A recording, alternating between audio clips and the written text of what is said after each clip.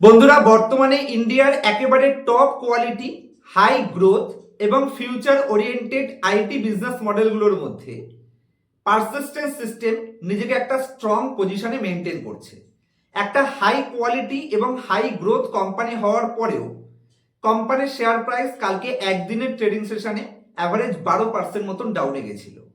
তো এই কোম্পানির শেয়ার প্রাইস ডাউনে যাওয়ার পেছনে কি লজিক রয়েছে এবং সেই লজিকটাকে আমাদের লং টার্মে কোনো স্ট্রাকচারাল শিফটিং হিসেবে, নেগেটিভ হিসেবে নেওয়া উচিত কিনা, অথবা কোয়ালিটি কোম্পানির প্রাইস যেহেতু ডাউনে এসেছে সেই হিসেবে এখানে কোনো গোল্ডেন অপরচুনিটি ক্রিয়েট হচ্ছে কিনা, একজন ইনভেস্টরের পয়েন্ট অফ ভিউ থেকে শর্ট টার্ম এবং লং টার্মে কাদের জন্য এই কোম্পানি বেস্ট পজিশন হতে পারে, সেই প্রত্যেকটা পয়েন্টস এই ভিডিওতে কভার করব।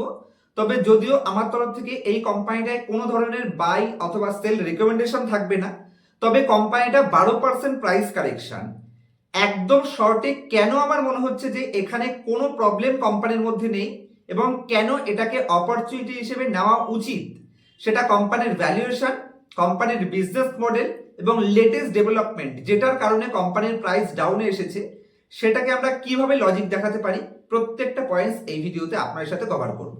তার আগে চ্যানেলে নতুন হলে অবশ্যই চ্যানেলটিকে সাবস্ক্রাইব করে নেবেন। তো চলুন সবার প্রথমে কোম্পানির বিজনেসে কি চেঞ্জ হয়েছে যে কারণে প্রাইস কালকে নেগেটিভ রিয়াক্ট করেছে।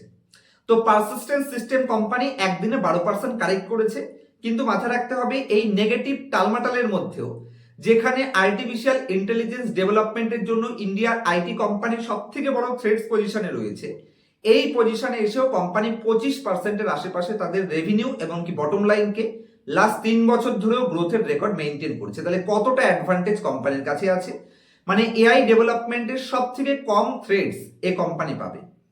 লেটেস্ট ডেভেলপমেন্টের মধ্যে কোম্পানি এই সপ্তাহেই নাগোরাকে অ্যাকুইজিশন করেছে। নাগোরা নামের একটি ছোট্ট কোম্পানিকে এই কোম্পানি পারচেস করে নিয়েছে বা অ্যাকুইজিশন করেছে, যেটা 1.4 বিলিয়ন ইউএস ডলারে কোম্পানি পারচেস করেছে। আর এই নিউজটার জন্যই কোম্পানির শেয়ার প্রাইসে কালকে কারেকশন হয়েছে। কেন কারেকশন হয়েছে? কারণ অনেক ইনভেস্টররা এটাকে নেগেটিভ হিসেবে নিয়েছে, কারণ কোম্পানি এই যে 1.4 বিলিয়ন ডলারে কোম্পানিটাকে পারচেস করেছে, নাগরো কোম্পানিকে, সেটা 140% প্রিমিয়াম প্রাইসে পারচেস করেছে। যেহেতু প্রিমিয়াম প্রাইস দিয়েছে সে কারণে ইনভেস্টর এটাকে নেগেটিভ হিসেবে নিয়েছে। তবে ভ্যালুয়েশন হিসেবে কোম্পানি কি পজিশনে রয়েছে সেটা একটু পরে স্ক্রিন শেয়ারের মাধ্যমে আমি আপনাদের বোঝাবো। তবে ভালো করে বোঝার চেষ্টা করবেন, কোম্পানির ম্যানেজমেন্ট টিম বলছে যে ওই নাগরো কোম্পানিটাকে অ্যাকুইজিশনের জন্য কোম্পানি ফিউচারে আরো বড় লেভেলের গ্রোথের অপরচুনিটি করতে পারবে। মানে ওই কোম্পানির ইনফ্রাস্ট্রাকচার বা ওই কোম্পানির ডেভেলপমেন্টকে কোম্পানি আরো গ্রোথ হিসেবে, বেটার গ্রোথ ইঞ্জিন হিসেবে কাজে লাগাতে পারবে, যেটা ম্যানেজমেন্ট টিমের হিসেবে আরো বেশি পজিটিভ সাইন। তবে প্রিমিয়াম প্রাইসে যে পারচেস করেছে এটা আমার মতে কোনো নেগেটিভ সাইন নয়। চলুন কোম্পানির বর্তমান ভ্যালুয়েশন এবং বর্তমান ফান্ডামেন্টাল ঠিক কি পজিশনে রয়েছে সেটা আবার আপনার সাথে একবার ক্লিয়ার করে দিই। তো আশা করছি আপনারা আমার স্ক্রিনটি দেখতে পাচ্ছেন। পারসিস্টেন্স সিস্টেমের মতন কোম্পানি, যে কোম্পানি লাস্ট 3 বছর 5 বছর এমনকি লেটেস্ট ট্রেলিং 12 মান্থেও একটা bumper level double digit growth করেছে, এমনকি প্রফিটেও যদি আপনি দেখেন লাস্ট 5 বছরে তো কোম্পানির ট্রেলিং 12 মান্থে সব থেকে হাইয়েস্ট গ্রোথ করেছে, কিন্তু শেয়ার প্রাইস কোনো পারফরমেন্স করেনি, বরঞ্চ নেগেটিভ এসেছে। কেন? কারণ টোটাল আইটি সেক্টরে কিন্তু একটা নেগেটিভ ডি গ্রোথ চলছে, নেগেটিভ সেন্টিমেন্ট। কোম্পানি বর্তমানে মিড রেঞ্জের কোম্পানি, 68,000 কোটি মার্কেট ক্যাপ। তো ইন্ডাস্ট্রিয়াল আউটলুক হিসেবে কোম্পানি তার টপের থেকে একটা বাম্পার ডিসকাউন্টে আছে, কিন্তু এই 35-এর পি রেশিওর এগেনস্টে কোম্পানির পিইজি রেশিও পারফেক্ট পজিশনে রয়েছে। ডেট ফ্রি কোম্পানি হিসেবে মাত্র 1.2 time debt to equity, super quality company এবং সুপার ভ্যালুয়েশনের সাইন দেয়। 34% রিটার্ন অন ক্যাপিটাল এমপ্লয়েড এবং 27% return on equity.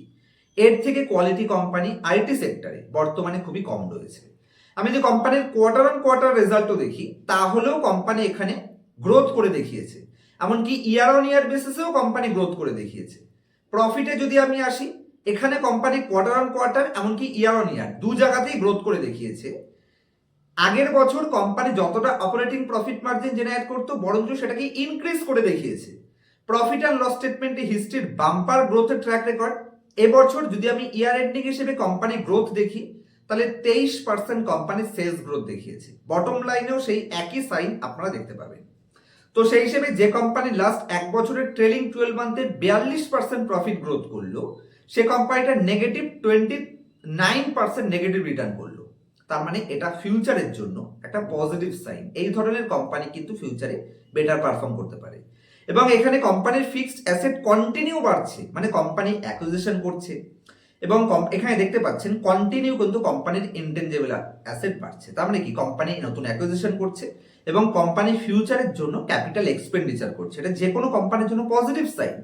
Share holding প্যাটার্নের মধ্যে যদি আমি আসি, এখানে এফআইআই তাদের স্টেককে 2% রিডিউস করেছে 5টা কোয়ার্টারে, কিন্তু ডিআইআই তাদের স্টেককে কন্টিনিউ ইনক্রিজ করে তাদের কনফিডেন্সের সাইন দিচ্ছে যে ডিআইআই কন্টিনিউ তাদের স্টেককে ইনক্রিজ করছে। রিটেল পাবলিকের কাছ থেকেও শেয়ার হোল্ডিং কমছে। তাহলে এখানে এফআইআই যতটা বিক্রি করছে, ডিআইআই যতটা বিক্রি করছে, সমস্ত স্টেক কোম্পানির কাছে আসছে। পিইজি হিসেবে কোম্পানি ভালো পজিশনে রয়েছে, কোম্পানি ফিউচারের জন্য নিজেকে বিজনেসকে গ্রোথ করছে।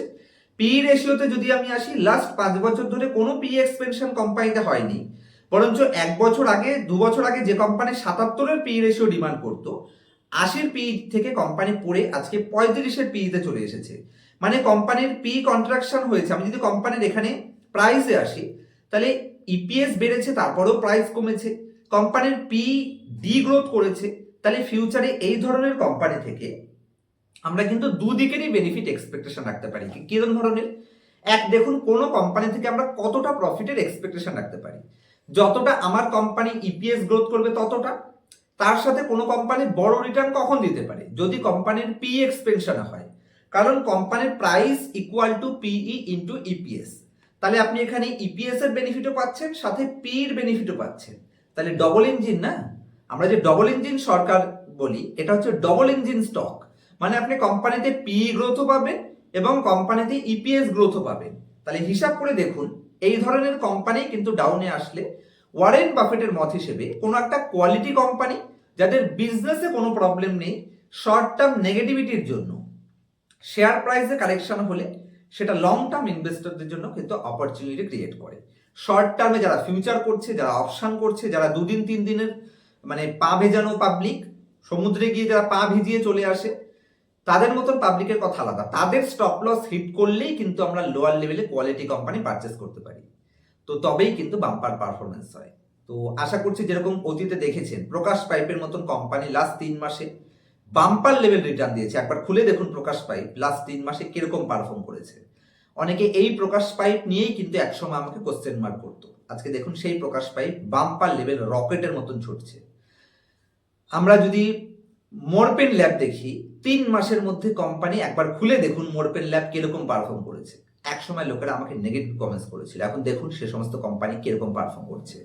যদি আপনি কন্ট্রাবেট নিতে পারেন, নেগেটিভ সেন্টিমেন্টে কোয়ালিটি কোম্পানিকে পারচেস করার সুযোগকে অপরচুনিটি হিসেবে দেখতে পারেন, তাহলেই বেটার পারফর্ম হয়। কারণ স্টক মার্কেটের বেসিক রুল, যেটা ওয়ারেন বাফেট আমাদের শিখিয়ে গেছেন, be fearful when others are greedy, be greedy when others are fearful. সবাই যখন কোম্পানি নেগেটিভে জানিয়ে যাচ্ছে, তখন সকলে ভয়তে সেই শেয়ার বিক্রি করবে। কিন্তু সেটা যদি একটা কোয়ালিটি কোম্পানি হয়, তাহলেই কোয়ালিটি কোম্পানি ওরকম সময়তেই আপনি কোয়ালিটি প্রাইসে পাবেন, মানে লোয়ার ভ্যালুতে পাবেন।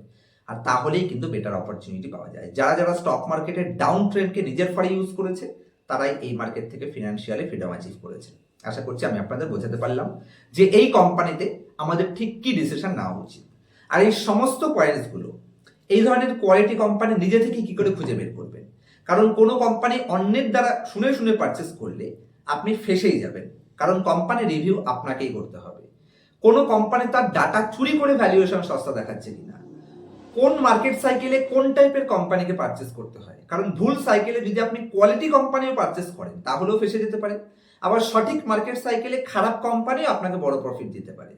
এই সমস্ত পয়েন্টস আমি পার্সোনাল ক্লাসে শিখিয়ে থাকি, একদম বেসিক থেকে কোনো কোম্পানির ডাটা চুরি এক্সট্রিমলি অ্যাডভান্স ভ্যালুয়েশন পর্যন্ত।